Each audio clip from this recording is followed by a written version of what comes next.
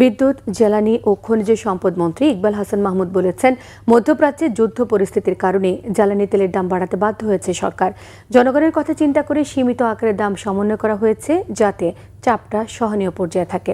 এদিকে অর্থমন্ত্রী আমির খসরু মাহমুদ চৌধুরী বলেছেন, তহবিলের ওপর চাপ আসাতে সরকার দাম বাড়িয়েছে।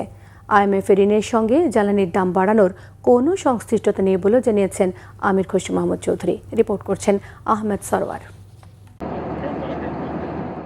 মধ্যপ্রাচ্য সংকটে জ্বালানি তেলের বাজারে বড় ধরনের অস্থিরতা দেখা দিয়েছে।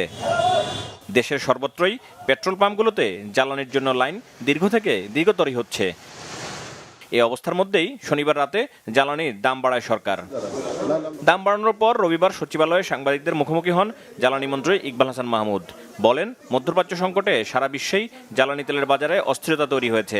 এর ফলে তেলের দাম প্রায় দ্বিগুণ হয়েছে। যুদ্ধ মানেই বিরূপ প্রভাব পড়া। এই যুদ্ধে শুধু বাংলাদেশ না, সারা পৃথিবীর প্রতি প্রভাব পড়েছে। আমাদের উপর সেই প্রভাব আছে। সারা বিশ্ব তাদের তেলের দাম অ্যাডজাস্ট করেছে, এমনকি আমেরিকাও $5 বাড়াই দিচ্ছে। তো সেইখানে আমরা বাংলাদেশে গত এই যে যুদ্ধ লাগার পর থেকে আমরা যে ইম্পোর্ট করে যে আমরা যে স্টক তৈরি করেছি, তার যে দাম পড়েছে সেই দামের থেকে নিচে আমরা এখন প্রাইস অ্যাডজাস্টমেন্ট করছি। এটা করতে বাধ্য হয়েছি আমরা, কেননা এটা বৈদেশিক মুদ্রাতে কিনতে হয় এবং সেটা যাতে কিছু বেরিয়ে আমরা সহনীয় লেভেলে থাকতে পারি সেই ব্যবস্থা করেছি। এদিকে IMF এর বসন্তকালীন সভা থেকে ফিরে সচিবালয়ে নিজ কার্যালয়ে সাংবাদিকদের সাথে আলাপকালে অর্থমন্ত্রী জানান, তেলের দাম তার ওয়াশিংটনে মিটিংয়ে যাওয়ার আগেই বাড়ানোর সিদ্ধান্ত হয়েছে। আমাদেরকে সবাই বলছে, আপনারা তেলের দাম বাড়াচ্ছেন না কেন, আপনার তো তহবিল খালি হয়ে যাচ্ছে। তেলের দাম না বাড়লে সরকার দেশ চালাবেন কি করে? সুতরাং আমরা শেষ পর্যন্ত যতটুকু পেরেছি, IMF এর সাথে দাম বাড়ানোর কোনো সম্পর্ক নেই। আমি পরিষ্কার ভাষায় বলছি, এটা বরঞ্চ আমরা দামও কিন্তু বেশি বাড়াইনি।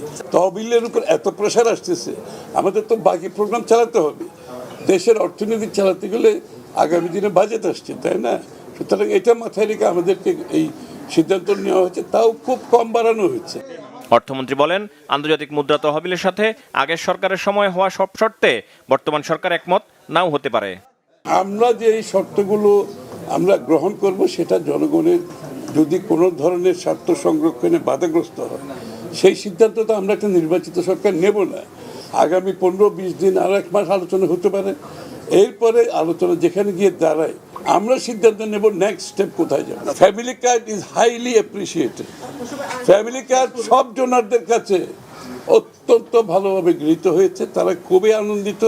বাংলাদেশ সরকার ফ্যামিলি কার্ডের মতো একটা ইনোভেটিভ নতুন একটা চিন্তা নিয়ে জনগণের কাছে তার সেবা, তার সুফল, অর্থনীতির সুফল জনগণের দ্বারে পৌঁছে দিচ্ছে। সব দাতা সংস্থাই বর্তমান সরকারকে সহযোগিতা করতে আগ্রহী জানিয়ে মন্ত্রী বলেন, শিগগিরই বিশ্বব্যাংক এবং ADBর প্রেসিডেন্ট বাংলাদেশ সফরে আসবেন। IMF এর মিশন আসবে, ওয়ার্ল্ড ব্যাংকের মিশন আসবে, ADBর মিশন আসবে, ইন্টারন্যাশনাল ইনফ্রাস্ট্রাকচার ব্যাংকের আসবে, IDBর আসবে, সবাই আসবে।